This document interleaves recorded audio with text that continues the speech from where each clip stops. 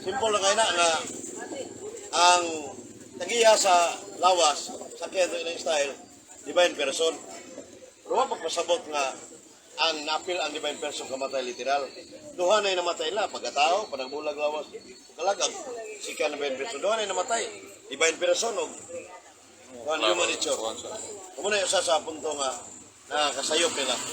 So muna nga, pahit sa divine person, pero ang correct statement na sika na divine person died in his humanity. Bisya ba kani? So muna siya nga, muna dili lang kanon ba? Kaya nang namatay ang Diyos, unbiblical, historical, supak ka na sa dugma, supag sa kamaturan. Yang asa mo na mabasa, ang divine person died literal. Itong gamit is stalwart sa 6 to 6, sa stalwart. 6 to 6, wag you down. Kaya ang tubag na tumoy na kaning human soul and body continue to possess the human soul and body. Di bisa kapaday continue to possess ang divine person kung namatay siya. Ako bisa inaan bitaw? Ya, kapaday siya. Buwan kaning possess continue to possess muna sa 630 na sika divine person